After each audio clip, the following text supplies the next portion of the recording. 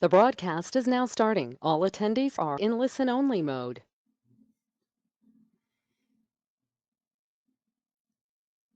Alrighty, and so have people been let in now, Louisa and Arn?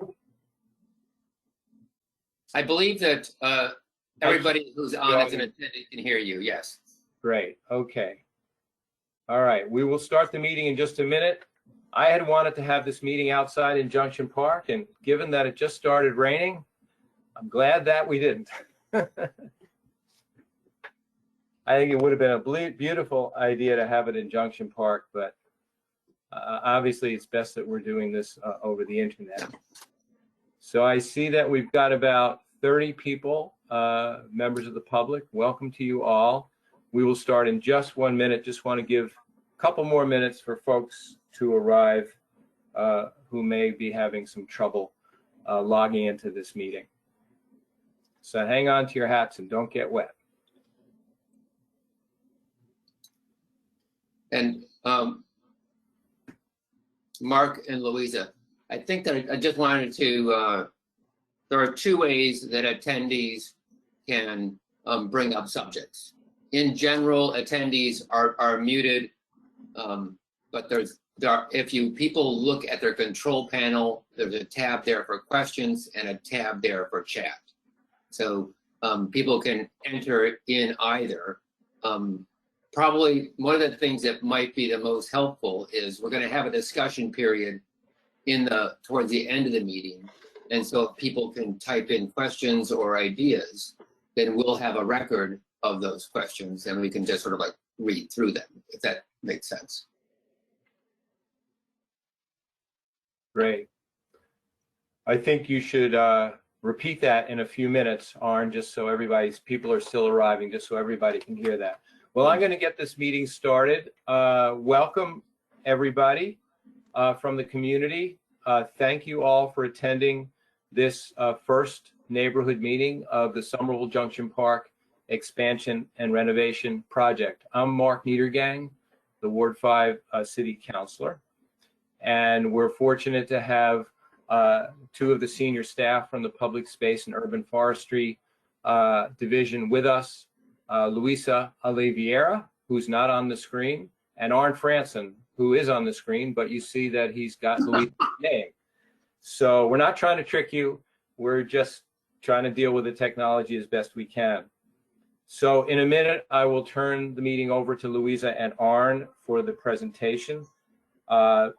Just want to say that there will be other meetings in the future about this project.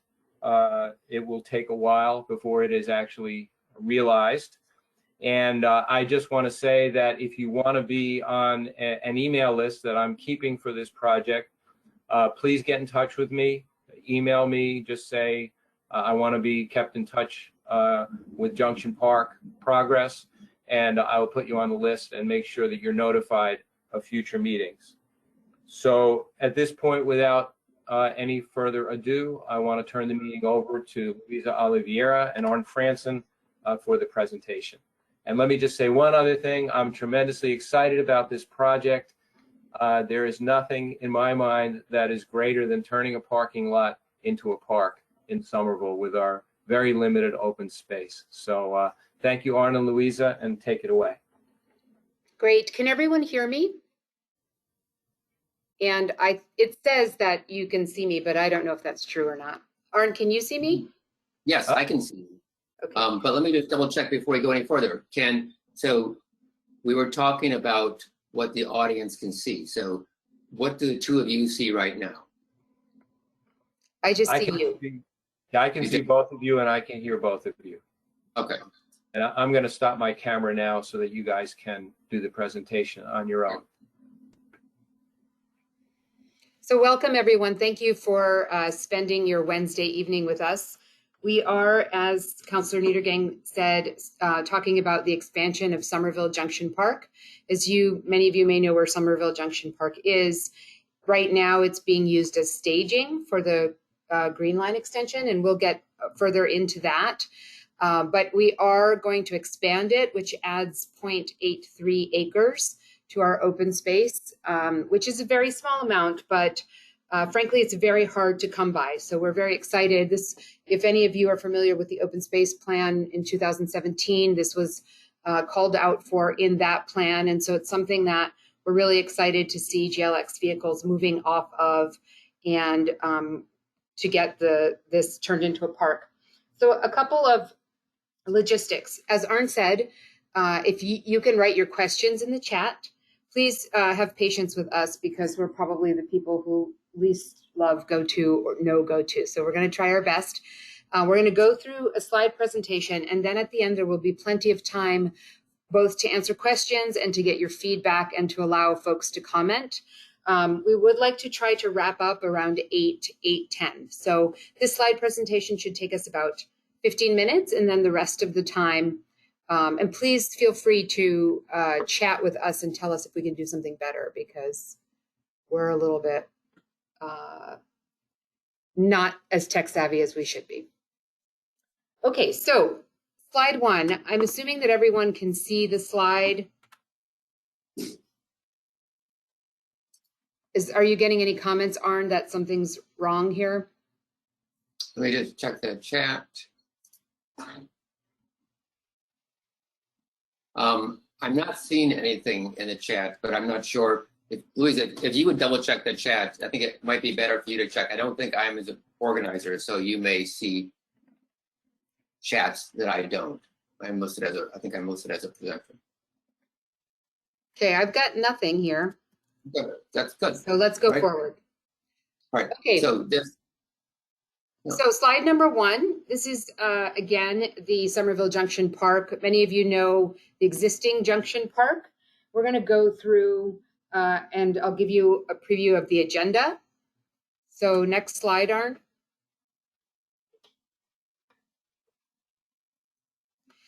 We already did introductions. Councillor Niedergang introduced himself, and Arn and I are both in the public space and urban forestry group. And we are landscape architects and urban foresters working on trees and parks.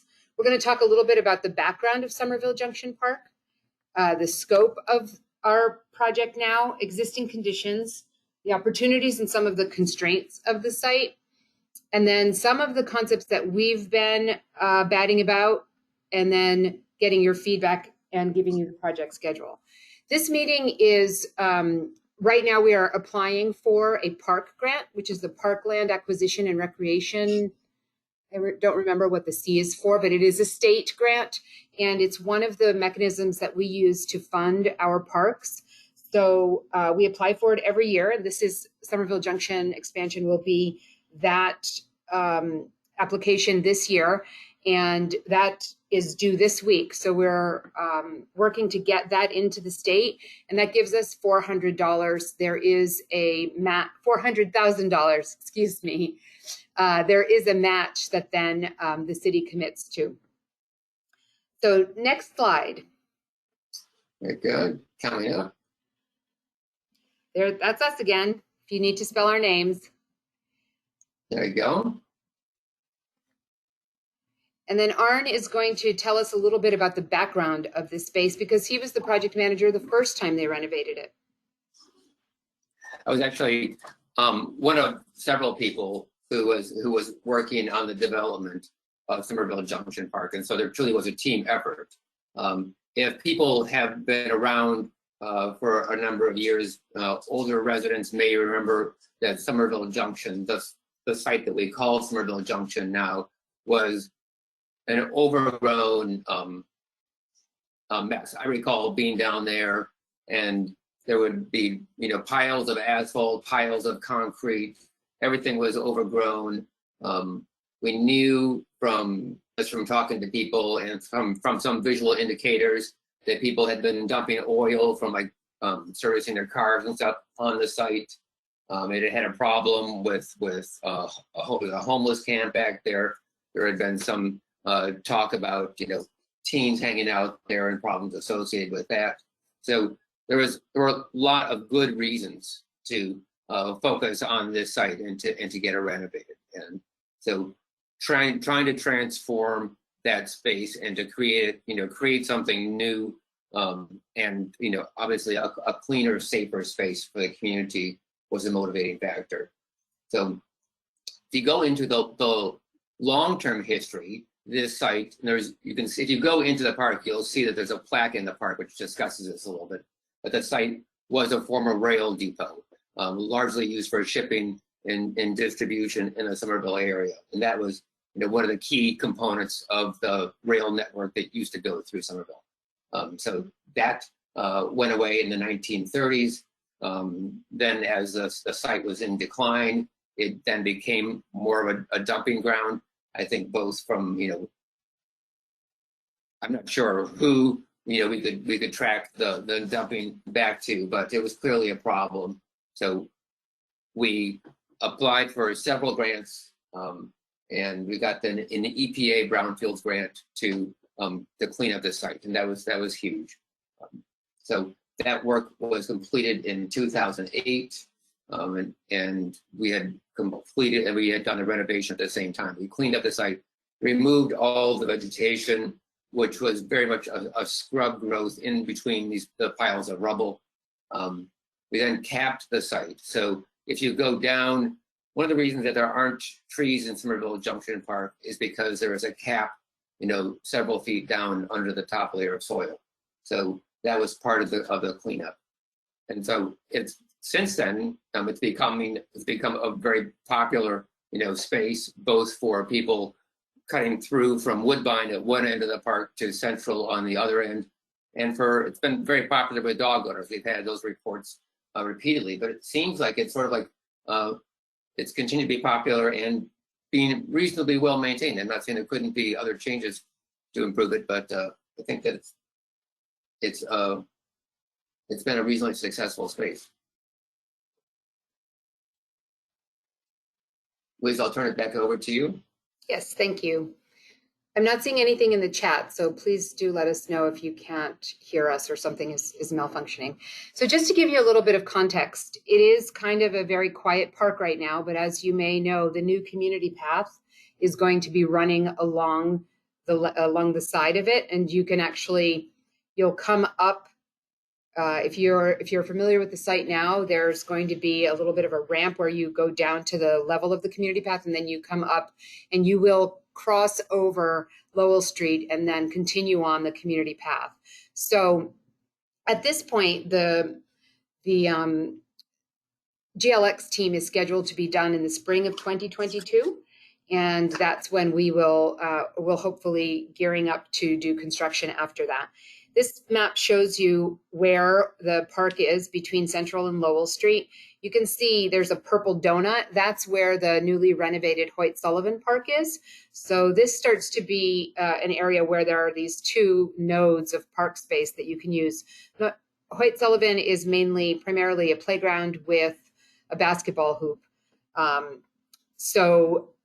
it's literally across the street and across the bridge to that area. So I think most people are familiar with the context of it. So I think we can move on to the next slide, please, Arn. Sure. So just zooming in a little bit, you can see where the existing passive park is, the green, and then you can see that community path where it kind of jogs down. I was alluding to this little ramp that goes down and continues.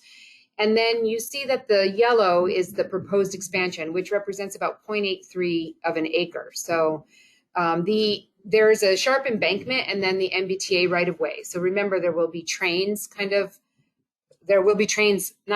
actually running back and forth there. So I want to show you a typical section of what that will look like.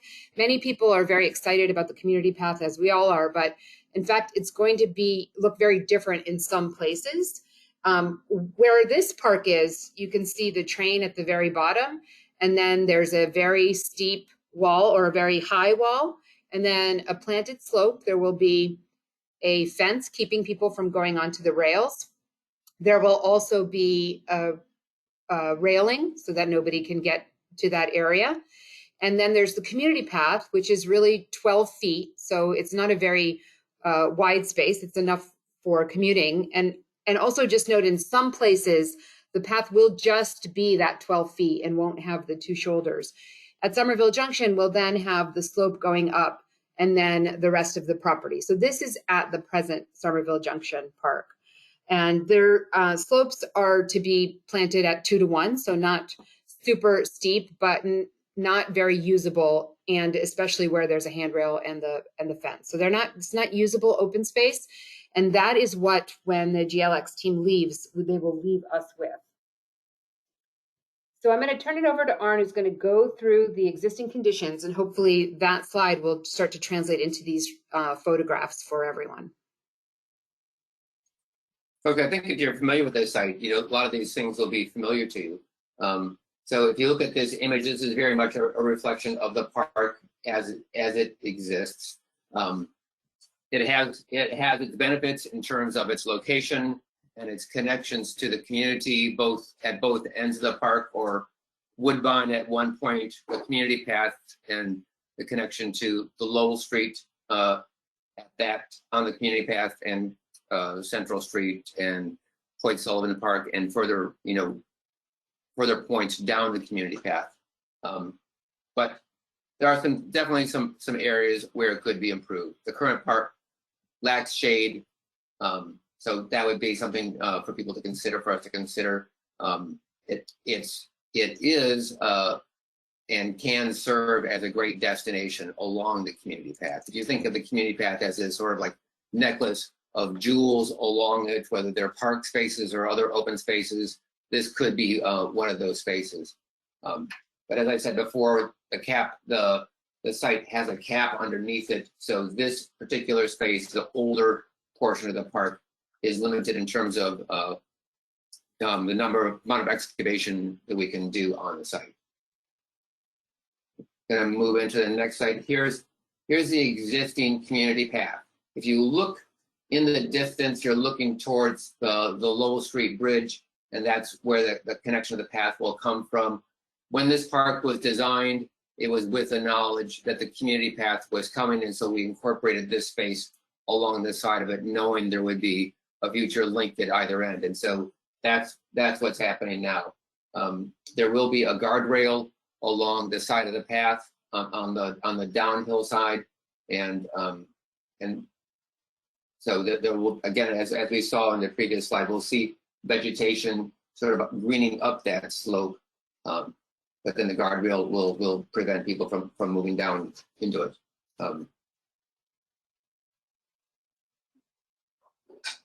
One of the issues that the new area has in particular is that the parking lot area is at a lower elevation than the abutting properties. And so this is a typical image.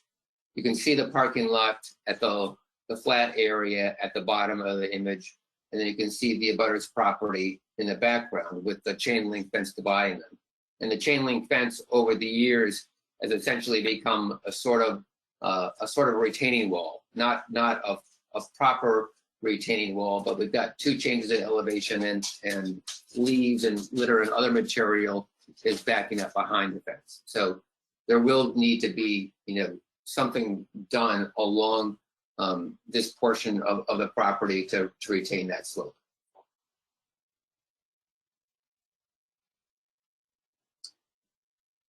Here's how we have an agreement with the GLX to let them use the property. There's actually an access point, a ramp that goes down from this space right into the rail corridor. And so this is used as a stockpiling area and an access point for equipment which goes down into the corridor. So that is its current function. As Louisa said in the beginning of the presentation, we're looking forward to seeing the GLX crews move off-site and open up opportunities for the community. We obviously, in all of our parks, we always have the goal of, greening up space, increasing the amount of green space, increasing the amount of pervious spaces. So it'll be great to reduce the pavement in this area. This is the existing, this will be the main entrance off of Central Street. So planned improvements here include a new ramp into the park. and a crossing. So the community path crosses at this point from the Somerville Junction side of Central Street to the other side. So there will be a new crosswalk in this area connecting the two sides of the park. And then the parking, which is there now, goes away.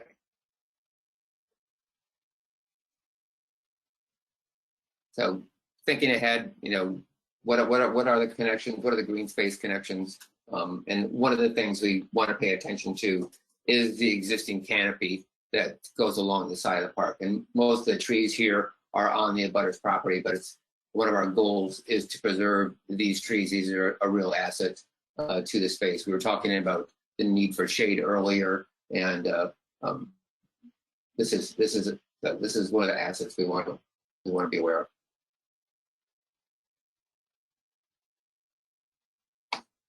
I'm going to turn it back to you at this point. We have some of the opportunities we wanted to talk about.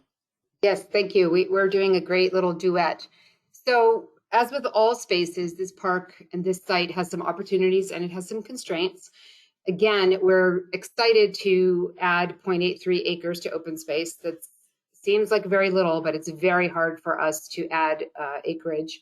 And this is going to be an important destination and a resting place as you're using the community path. So that's going to be very different because there will be people commuting and recreating alongside. So there potentially could be a lot more users than what is there today. There are some beautiful mature shade trees along the abutting properties, which we absolutely want to preserve. We also want to add more trees and more plantings, which we'll get into. And then, as I mentioned, there's this connection to White Sullivan Playground and the connection that goes to the rest of the path. Some of the constraints are that site, if you go by and take a look, is quite narrow. And we already know that if you were looking at the park from the street, on the right-hand side, you're going to have a 12-foot path already. That cannot be changed. That's part of the GLX work.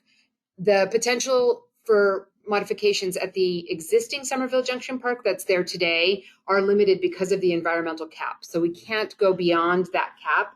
So we are going to look into how far we can plant and not plant, but potentially there's not going to be an opportunity to plant large trees or trees with long roots. Again, we will know more about that as we get into the design of it.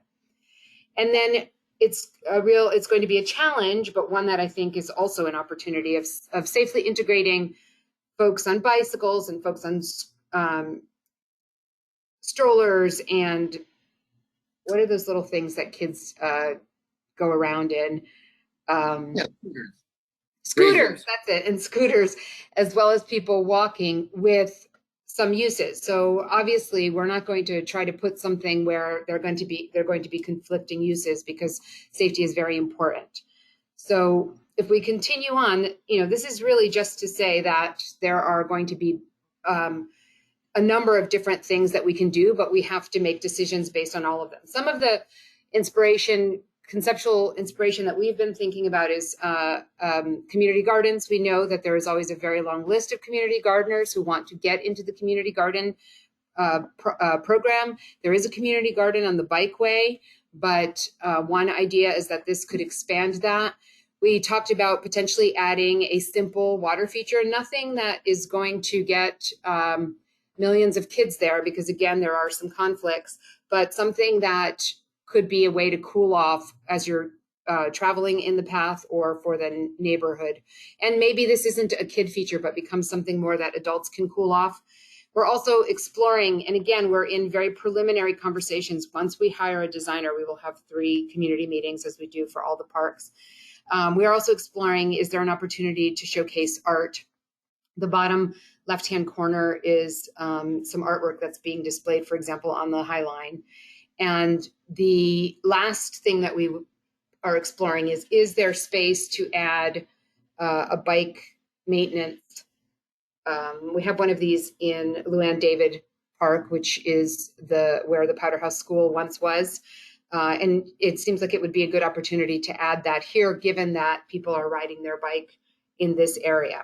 So as I mentioned, we're going to have 3, once we have a designer, we'll have 3 meetings about this. These are really we're just at the point of coming up with ideas, which is why we're calling this a listening session and hoping that we will get some feedback from you on things that you would like to do, having an understanding of what we realistically can do here. So this is one example. These are the images that we're using for the grant of what these different things can look like. So potentially the existing passive park will be there. We will do some improvements to it.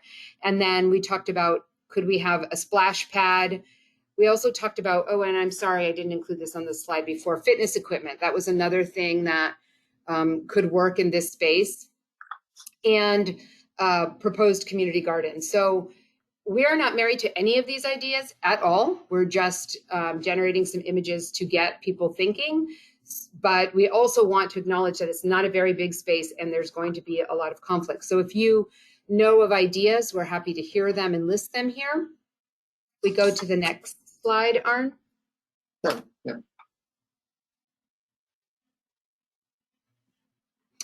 So as I was mentioning, we are going to be collecting all of these. We're going to set up a website page, as we do for all of our projects, where this meeting will be posted. And you can, if neighbors haven't come, you can share this so they can see the presentation as well. The slides will also be there. And then once we, I think you can go to the next slide, Arden, the timeline. Once we pass in the park grant, we're also going to be going to the CPA for proposed funding for the designer. We will be hiring a designer, a landscape architect. We will be submitting to the park grant, which doesn't usually tell us until next year. And then in the winter, once we hire the designer, we'll begin the community process. We'll start to take these ideas and create designs with them. And in the spring of next year, the community path is scheduled to be complete. So once they move all of their things, we'll be working on putting the project out to bid and awarding a contract for it to be built. And then we'll begin construction in the summer of 2022. That is also the earliest that we can begin because of the grant deadlines. So that's really the tentative schedule for this project. I think this next slide really doesn't have anything other than say, please write your comments in the chat, and I will first go through and see the questions, if there are any questions we can answer, and then we can open it up if folks would like to speak.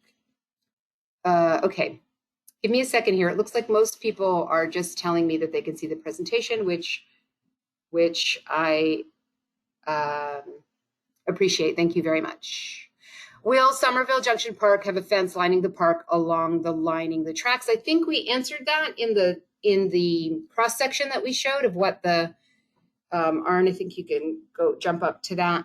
There will be absolutely, there's a fence, and that's going to happen everywhere because, as you can imagine, there's quite a drop to the trains, and safety is going to be very important. So you can see the fence. There's a fence over just above the rail corridor here.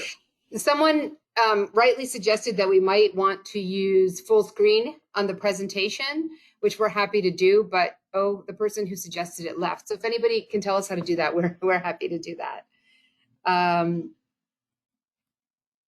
Not able to see the chat, but you can see the questions. Okay.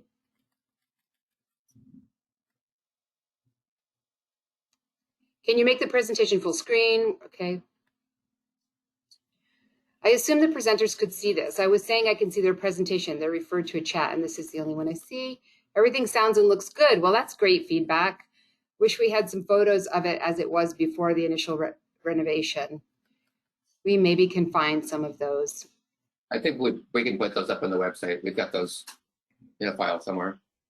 So one question that I think is very important is, I adore Hoyt Sullivan, but will there be a safe way for kids to get there from the bike path? Currently, Central is not safe for kids to cross alone.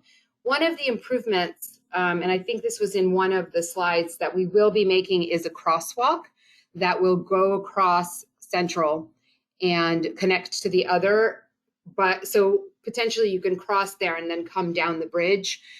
We will be talking with the mobility team about what improvements can be had there, but in terms of changing the bridge layout, I don't believe that that's going to be a possibility. There may be a way that we can clearly delineate that it's a walking path back and forth between Hoyt Sullivan and the bike path or the Somerville Junction Park.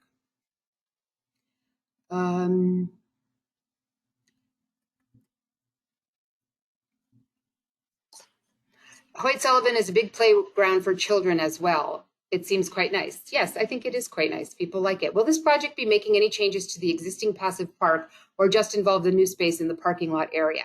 So the original Somerville Junction Park will be continuous with this park. It's not, there won't be any kind of separation.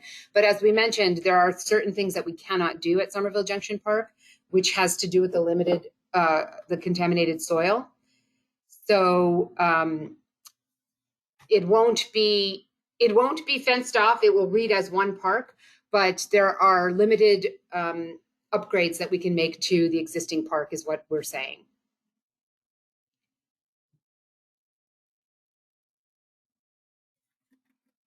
On the existing conditions slide, I can already see incursion of invasive Japanese knotweed. Can we take advantage of this opportunity to mitigate it? We absolutely can, and we will, but as you know, Japanese knotweed is not so easy to mitigate. Once we get into the design and the construction documents, we will absolutely have plans in there to get rid of it. We've done this in other parks. We always do this in other parks, and it often comes back. So it's not an easy. Who owns this parking lot? The answer to this question is that we do. The city of Somerville owns the parking lot. There was some kind of agreement that has expired for parking, but that has finished. And then there was an agreement with the GLX for staging. And once they're done, it will become parkland. Is the part of the park currently being used as a GLX parking lot covered by the cap? Can it be wooded? It is not covered by the cap because it never was parkland before. It will need to be tested, and then we'll need to know what's happening with that soil or look at the land use. It could be wooded, but having a woods then doesn't allow people to use it. So again, once we get into these conversations, there's going to be, when you make one design move, you forego another one. And that's just, the kinds of choices we need to make everywhere in when we're designing these parks. I like the vision of this park close to Hoyt Sullivan, but Central's a super busy street. We want people to freely cross between them, not to mention continuing on the community path. Is there any possibility for routing the pedestrian bike path under or over Central rather than directly across it? My understanding is that isn't a possibility. That's part of the GLX project, and that they already have plans to cross the street and go along it.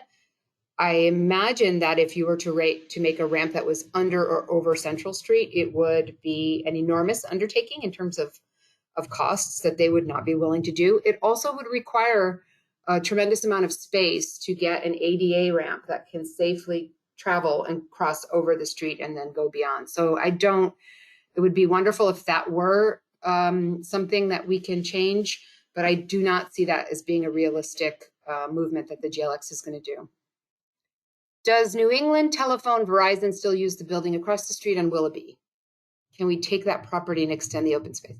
I have no idea who owns the building across the street on Willoughby. I think there's a lot of conversations about taking properties and how that happens. Would I like it to be open space? Absolutely. Wouldn't that be wonderful? But this is a little bit beyond the conversation of this. I don't have any answers to this. I see also, and we were remiss to not introduce Councillor Klein. Thank you for joining us. As well. So we want to pay particular attention to those needs, whether it's a landscape design or a parking need. And Louisa's back with us. Welcome back, Louisa. Oh no, I said so many important things. Was I cut out? No, I'm sorry, you went away for about 5 minutes. I'm sorry. I was answering all the questions. Where did I leave off? I'm sorry. I don't remember exactly, but can you go back about 5 minutes? It's been about that long. We had just we were talking about crossing Central Street and that connection and the safety there.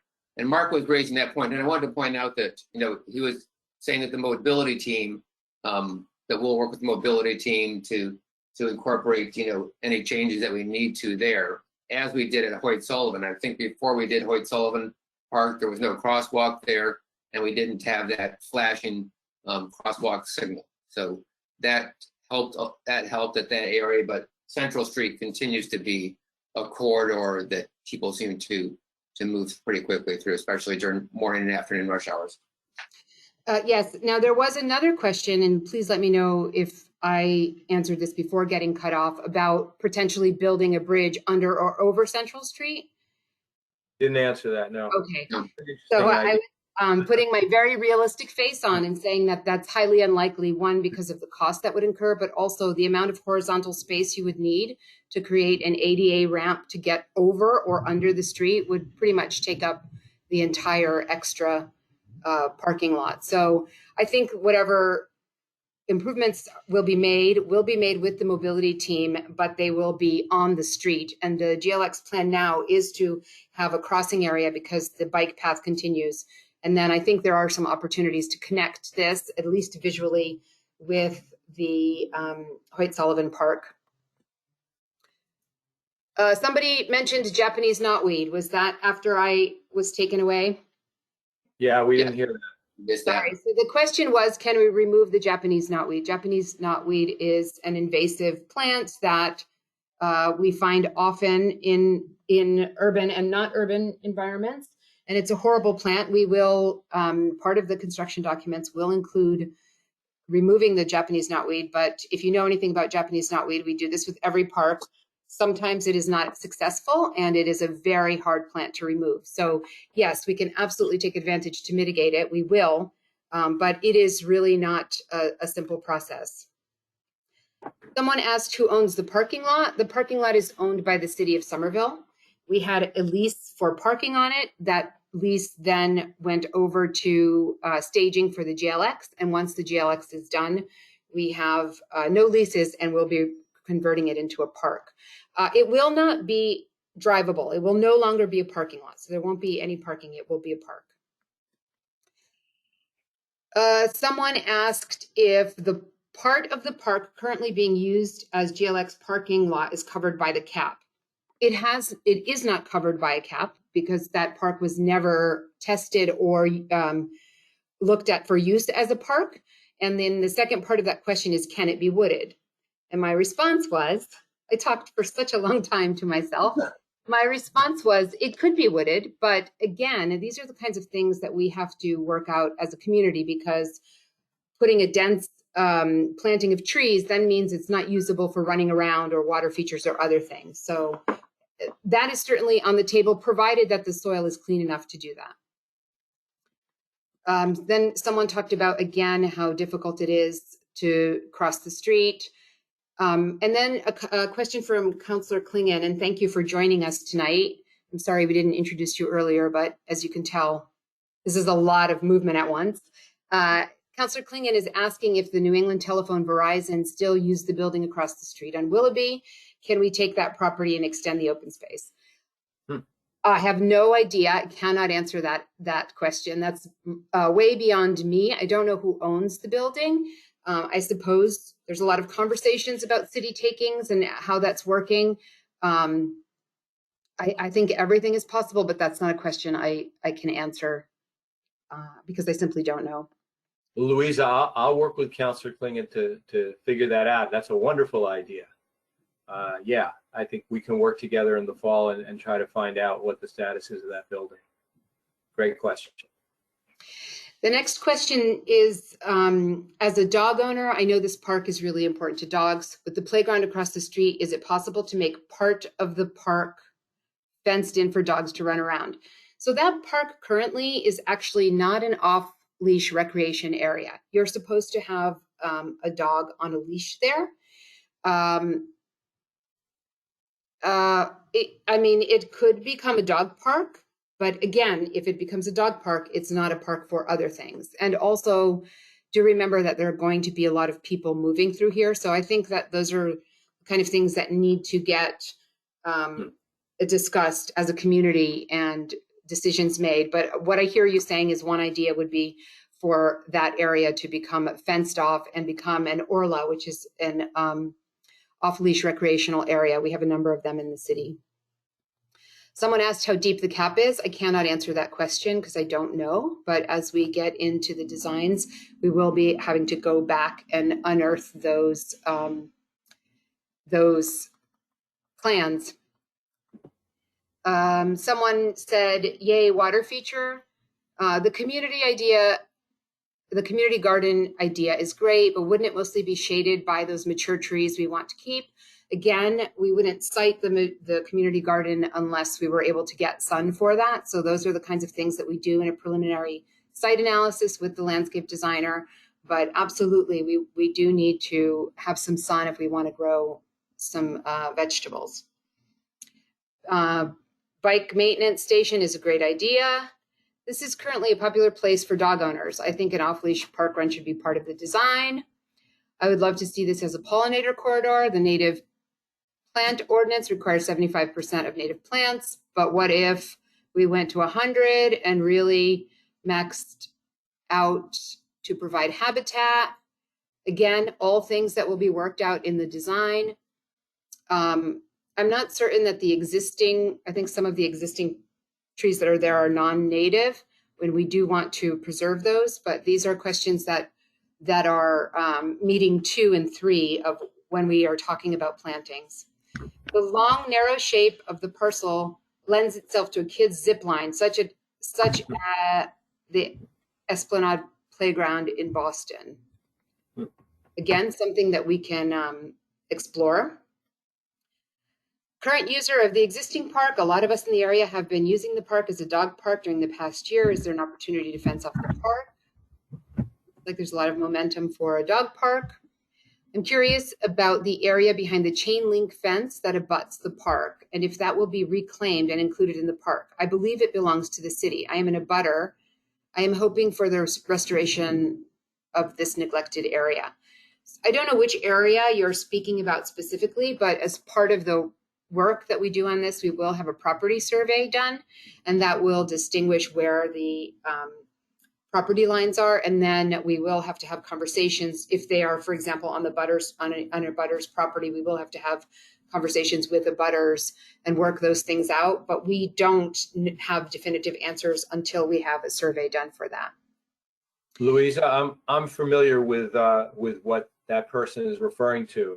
Adjacent to the fence, to the north of that chain link fence, there's about half a dozen properties, and their backyards abut that fence, and it's all scrub and not cared for, and nobody's using it or taking care of it, and it's not clear where the property line is. And I think the desire would be to use as much of that land as possible, as part of the park, if possible. Maybe plant trees there.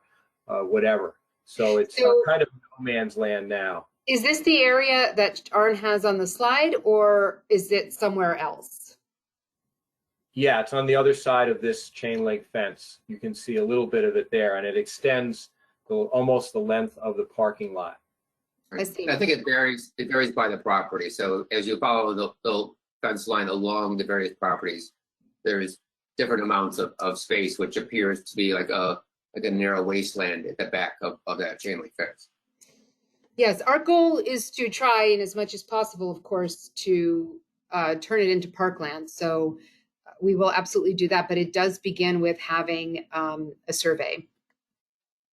Let me ask just a question. This may be a silly question, but I'm wondering, is it possible to talk to the owners of that property and see if perhaps they might even want to cede some of their property to the city so they don't have to maintain it and it could become, public space for the use of the park? If the property is in fact owned by the city, then the city can take it over and convert it into a park. If it's owned by the property owner, then I would imagine they have to get into some kind of negotiation to cede or sell that property, which that generally takes a long time. Once we have a survey, we'll know whose property it is and whether or not there's a way to design and construct this park with that land and a way to turn that land over in time, or if we design and construct it with the idea that it turns over later. But until we have a survey, we have no idea who is or is not, who is the owner of that. I think one thing to keep in mind as well is we see spaces like that and you think, oh, well, this is a space that there's an opportunity here. But the larger opportunity is in just having a really strong design for the larger space by creating a design that reflects people's needs and provides those view sheds and those facilities that we can use, and then having a clean line along the side of the park, I think will be the battle. If we just establish a clean line with a better fence or wall, I think that'll be a good solution. Okay, the next question I have is, your construction is starting right after the GLX finishes the community path.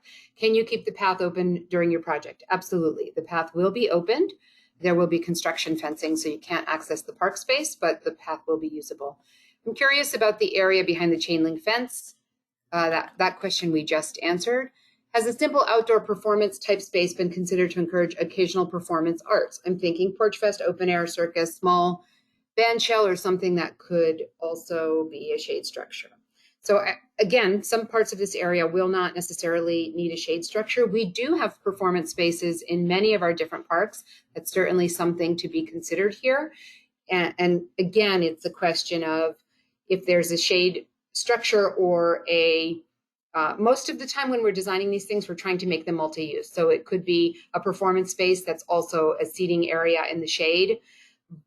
We would not build just a performance space that's used 4 times a year and isn't used, for example, could be activated with movable furniture or benches or other things. So we really need to think about multi-use, but I think that's a great idea and something to be considered. If trees can be planted in the capped area, could you consider a shade structure? Somewhere to sit out of the sun would be nice. Again, that depends on the type of foundation that's required for such structure and how deep the foundation would need to go. We'll know more once we dig into old construction documents. Is the right way to think about this that largely the existing park will stay the same and the design new elements will be for the new 0.83 acres? I think the way to think about it is that largely the old park will be improved in as much as we can with the constraints. There's certainly could use some new benches, could use some plantings. The GLX also owes us some trees that will run along the side of that. So once we know the constraints, we are not reimagining the entire Junction Park. That's not really our goal, but rather expanding it with other uses so that it's usable to the maximum amount of people. Will there be a fence on the side by the passive park? I'm not quite sure what that means. There will be a fence along the abutters properties if that's what that means. And in some places that will need to be a wall. Is there a consideration for a fenced area for dogs and dog owners? I sense a theme here. What are your thoughts about how to make it dog friendly and non-dog owner friendly? Again, this is a conversation that we engage in every time we build a park. We do have rules about Orla areas. They typically are not in heavily residential areas. Many people want us to have dog parks. Many people want us not to have dog parks. So this is going to be something that we have to hash out in terms of whether it remains as it is, which is that you can take your dog on a leash, or whether it becomes fenced off and a gated area dog park. The current planning makes the... One point on that. I know that it is a popular space for dog owners, and I see, for the most part, dogs are on leash. I would just want to commend, if you have a dog and you're using this space, dog owners are generally being very responsible. When I'm down there, I don't see like messes that need to be picked up and that sort of thing. So congratulations to those abutters or people who are using it. Right, but the other thing to keep in mind is that if it becomes an Orla, an off-leash recreational area, the grass that's planted there will not be able to withstand the running. So again, we have to look into what the cap means, what can be there, and if it becomes a dog park, what the surface material will be for that dog park, because it will become dirt very quickly. And then we cannot risk that dogs are digging, depending again how deep the cap is, that they're digging down. So these are all things that will be considered at a later time, but good to know that there are a number of folks who are really excited about making this a dog park. One additional point on the subject is that when the city's considered dog parks in the past, the proximity of abutters has a lot to do with it. So you've got a narrow site with a long line of abutters, and that has to be taken into account as well. And there are also abutters on Center Street at the east end of Junction Park. That has to be considered. The current planting makes a big visual boundary. We hope these will be removed. I'm not exactly certain what plantings specifically you're referring to. I think you mean, we might be talking about that area that you were saying is neglected, and that should be cleaned up. But once we open up to comments, if the person who said that can clarify. The next question is a long list of plants suggested for this area that would be an ideal planting palette. Again, we are not at an area, and we will be giving this to the landscape architects because the comments are recorded here, but we're not at a place where we're choosing those. And then a comment that community gardens in their current form are inequitable. A 5-year waiting list is an indication of a system that does not work. New community gardens need to center around food security for all. If you need a tomato, you take a tomato. Hello?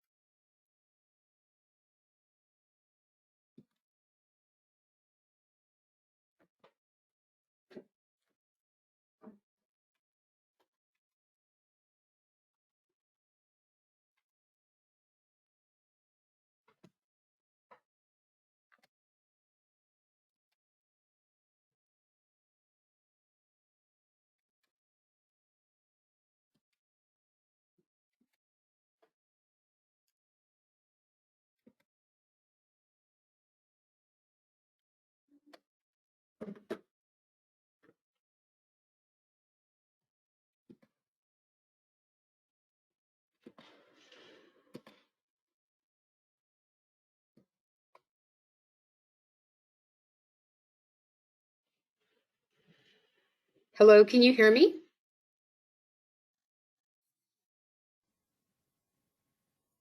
Can you hear me now? Yes. There you go. Yes. Sorry, I've got a thunderstorm moving through, and for some reason it's not wanting me to be in this meeting. Back to the questions then. The comments that I was reading, and I need a second to find it, was about community gardens not being equitable and being exclusive. That opinion is shared by some in the community, and then by others, the opposite is true, that people feel like we need more community gardens because they have no outdoor space and no place to garden in. And they very much feel like they would like them to be fenced off so that people don't steal their tomatoes. So again, we are 80,000 people. We have 80,000 different views on this. So this is going to be a conversation that we need to have.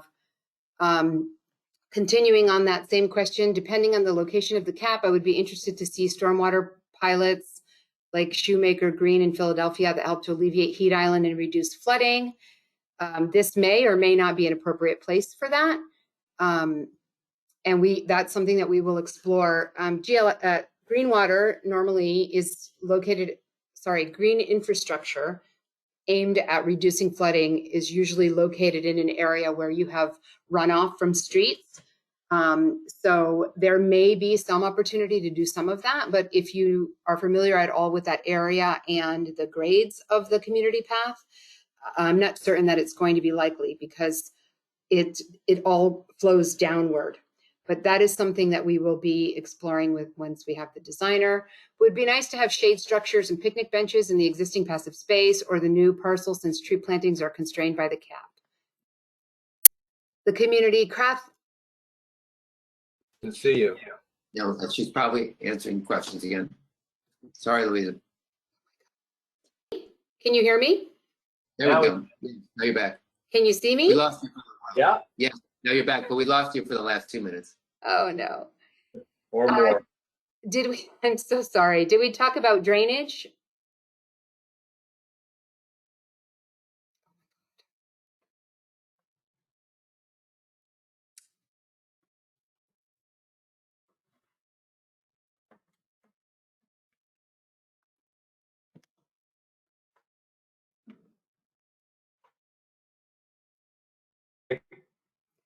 Hello?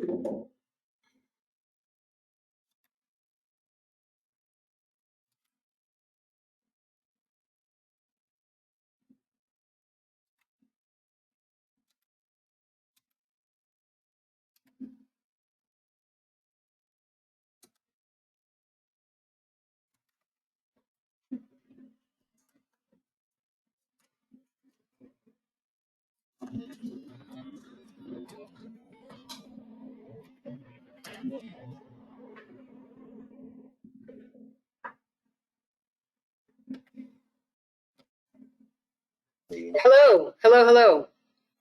Hi. Oh, What a nightmare. Made the presenter. I thought I was kicked off forever, but I'm back and I apologize. But we didn't have the internet one, so now we do. So I guess we should be thankful for that. Okay, I'm going to keep going. If you guys are here for it, I am. Yeah, we've got 30 people. Yeah. Amazing. 30 people have hung in here through these technical difficulties. God bless all of you. Yes, Yeah, God bless you. you're doing great when you're here. Thank you. I wish I could change this. Okay, let me see if I can find. We were talking about the raised sidewalk on Central Street. Had I answered that question? Raised. We talked about the crosswalk, yes. Yep, about the drainage. Yes. This is a great question that I actually think a lot about this. Super curious about how we can engage Somerville's teenage young adult population.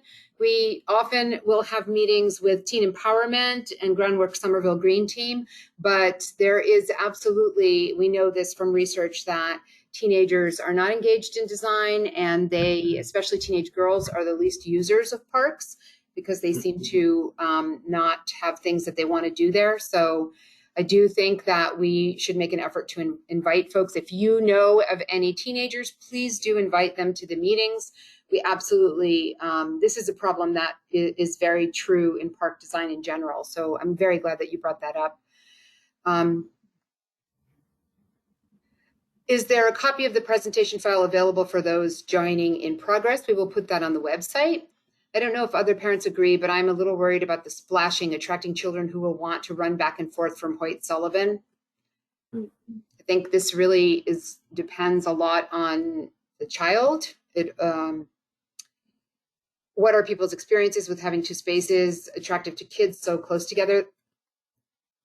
Again, this, and the questioner asks, maybe this isn't an issue. I think this is something that we'll have to talk about.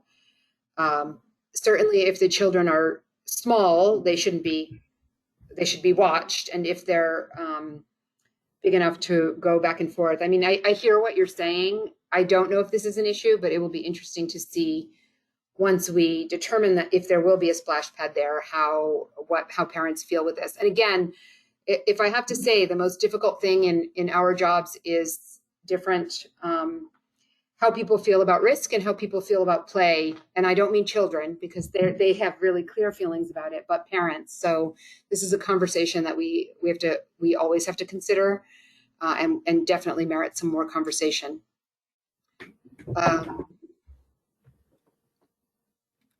Speed bumps to increase safety. Again, these are all mobility issues, but I think they are trying to, that we are aware of, because we do traffic counts, that people drive very fast on that street.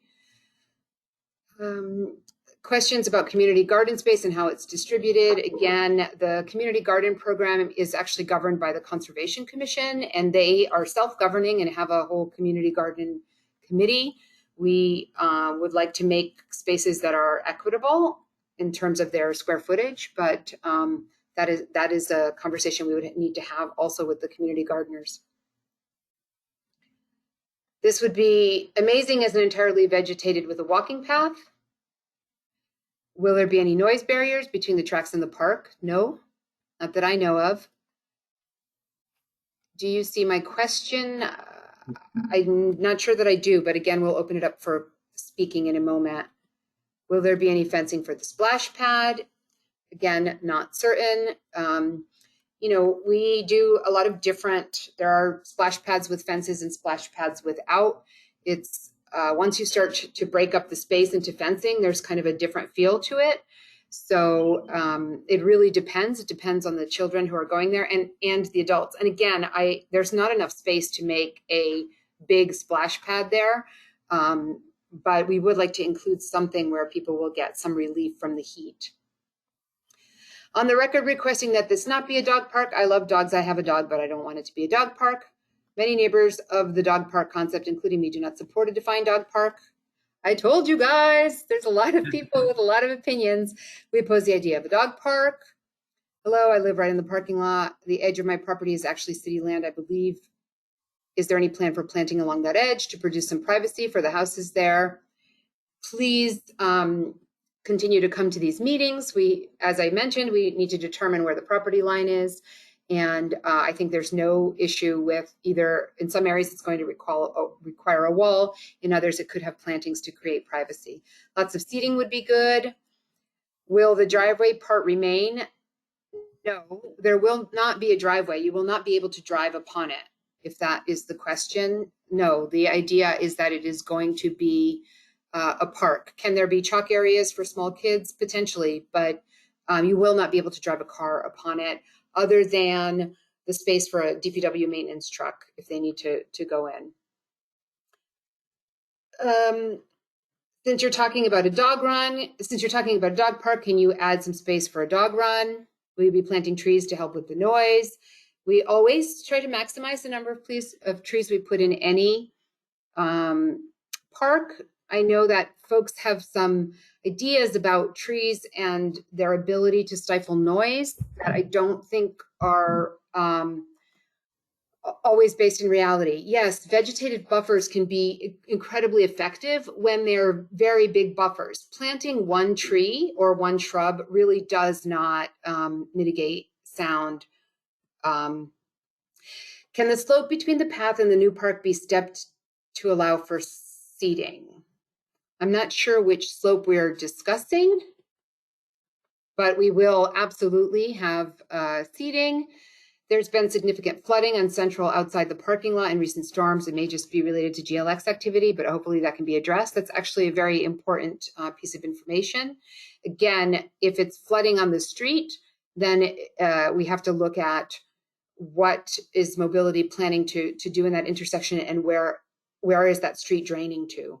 But that's very good information to know, and the kind of information that really users can give to us. So we will definitely keep that in mind. What would you put on the abutter's property line? We have no idea. Potentially a wall, potentially a fence, potentially screening of plants. Oh, I see now the driveway part is becoming community path. Yes.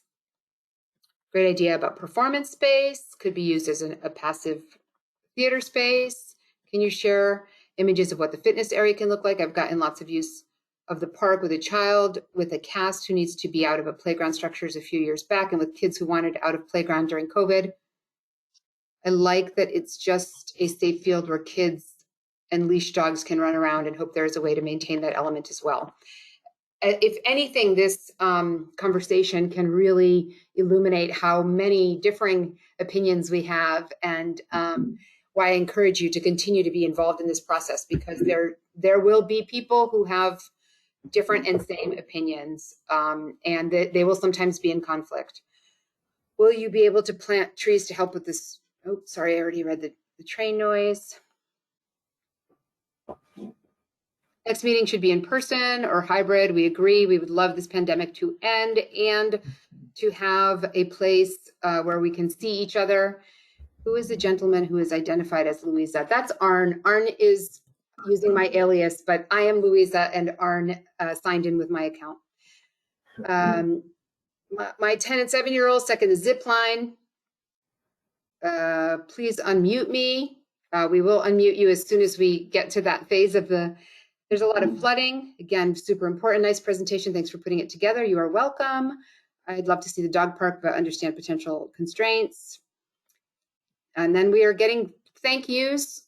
Why don't you have her dial in so we can hear her? I have a feeling that was from before. Please keep some meetings virtual. Let's try to maximize the non-single use of space and try to keep it as flexible as possible. There was a wedding back there a few years ago. Kids play soccer, stuff that might be driven away by single-use areas like gardens and dogs. I like the visit the park session idea. I love to see a meeting in the park. Have to put the kids to bed now. I understand. You did not answer the question about flooding on Central Street right in front of the GLX site. So the answer to that question is thank you for letting us know that there is flooding. And if something happens with the street, that would be addressed in the street and where the catch basins are. So it sounds like I'm going to pass that over to mobility so that they know that that is an issue. It completely engulfs the street. Yeah, they will bring in the engineering department to figure out the drainage for the crosswalk. So that should be addressed in that process. Okay, and I have put that on my list. So now at this point, you are welcome to leave. Please do look, we should have a website up in the next week. So please do go on the Public Space and Urban Forestry website, on the city website, and then you'll see Somerville Junction. As I said, that we are going to have to require a little patience because first step is applying for the park grant, which we are doing this week. And then once we know, and applying for CPA grants, but we hope to be starting the design process in the fall and have a way to also with working with Councillor Niedergang to distribute and let everyone know that you, when we're having this meeting. Also, if you don't mind letting us know how you heard about the meeting on the way out in the comments, that would be great, because then when we're trying to target, we always know where our outreach is. At this point, I think we gave you pretty much the information. We will be having more dig-in meetings. It sounds like there's a lot of folks with a lot of great ideas, which is wonderful, and I really do appreciate your being here. I'd like to open it up now. If you raise your hand, we can unmute folks to have more of a discussion, but the substantive part of the meeting with the information and the questions is completed now. So if you'd like to make your voice heard, we'll spend another 10 minutes doing that. Otherwise, we will be putting both the presentation and the recording of this online within the next week. Let's see about raised hands.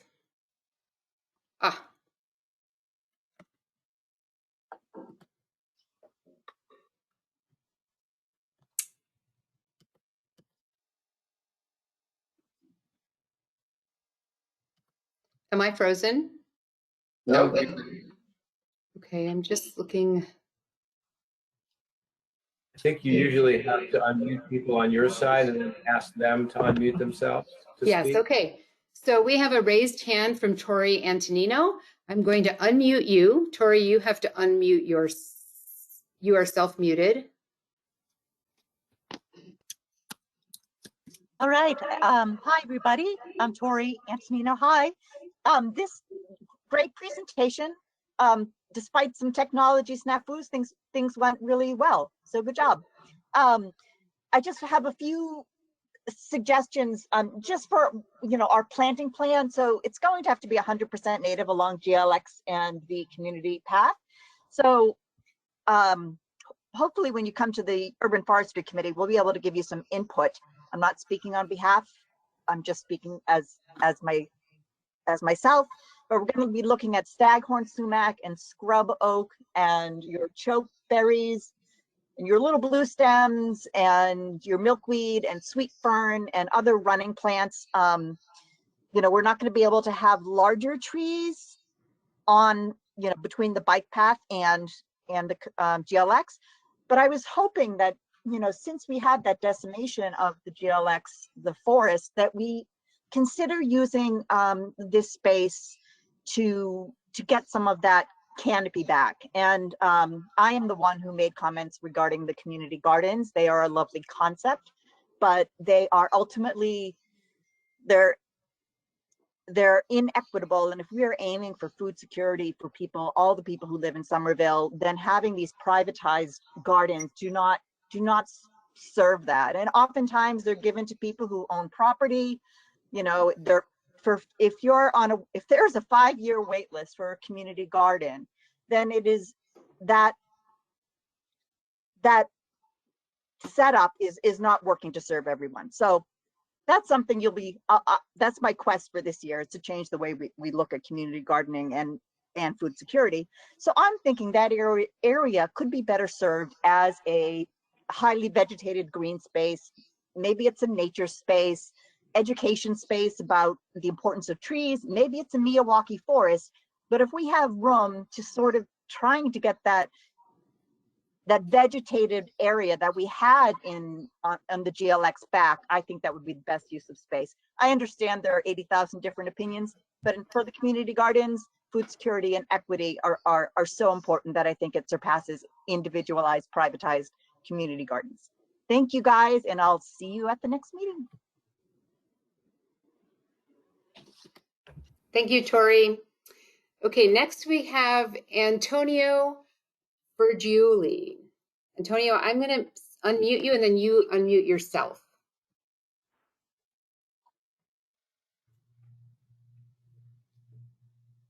Oh, he disappeared. Okay, Maybe sorry. he'll come back. Oh, no, here he is. Antonio, are you unmuted? It looks like your audio is off. Attendee is self-muted. Okay.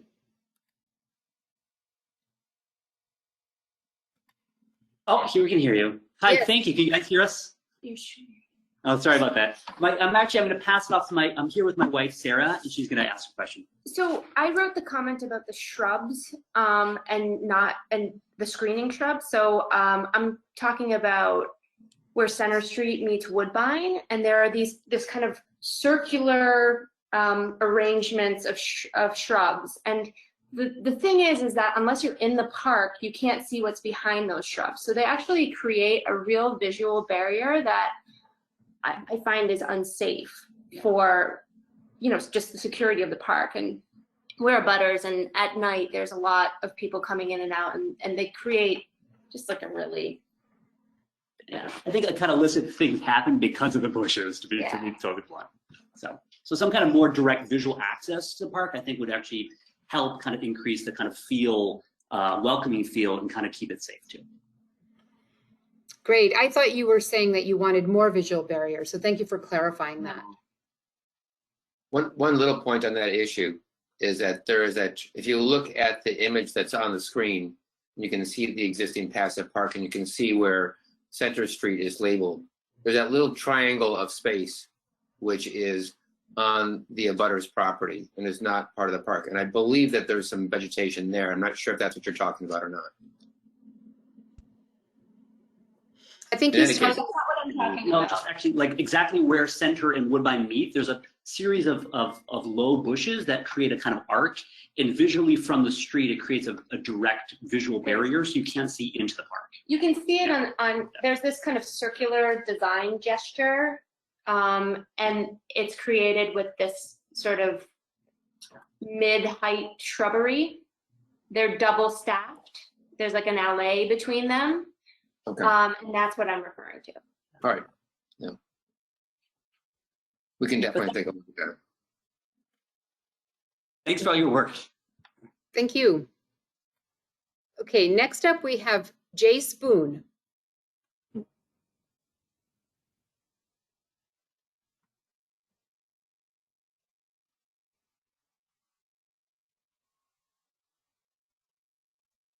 Do I have a Jay Spoon?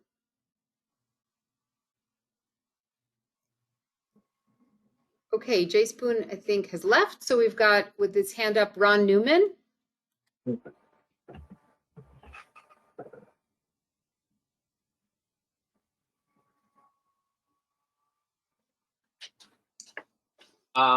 My hand is not actually up. At Oh. least I didn't think it was. Okay, well, nice to see you. And then I have Tim Deneen. Good evening, everybody. Hi. This is Tim at the VNA. I just had a few comments. When you were just talking about the drainage on Central Street, actually, GLX is right now putting in drainage along the side of the community path. There's going to be one right at Central Street, right after Central Street on the new section. They're putting more drainage down there, and that's starting up now and everything. They've been putting that in for the past several weeks in all the community paths and everything. And one other comment was when the Mark mentioned, when you were talking about the Verizon building, Verizon still uses that building and everything. They have an office in there, and there's still like people that actually work inside that building and everything. That's the two comments that I wanted to mention. You have a good night. Tim spends a lot of time monitoring the GLX project. He's one of the most knowledgeable people about what's going on with it in the community. So I trust what he says. I agree. Tim has been to many of our park meetings and speaks with authority. Thanks, Tim. I'm hopeful that it sounds like there is some flooding issues, which I've written down to speak to the engineering office, but hopefully what the JLX is doing will help with that. Okay, it looks like there are no more questions or hands up. And so I want to thank you again for joining us tonight. It was really nice. I'm sorry about the technical snafus. My lights are turning on and off. I don't know what's happening in my life, but thank you for hanging in there. And please do look for that web page, and we'll let Councillor Niedergang, and again, if you can please in the comments, just let us know how you heard about this meeting. That would be really helpful. And then I want to wish you a good night.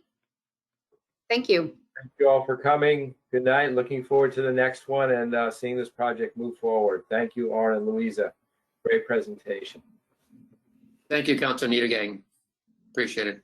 And thank you everyone for attending. Now, I seem to be the presenter. Does that give me the power to end or not end the meeting? Or do you also have that power still, Louisa? Louisa has all the power. I'm gonna change that because I want to make sure the recording. Yes. So just give me a second if I can find this. Where are the presenters?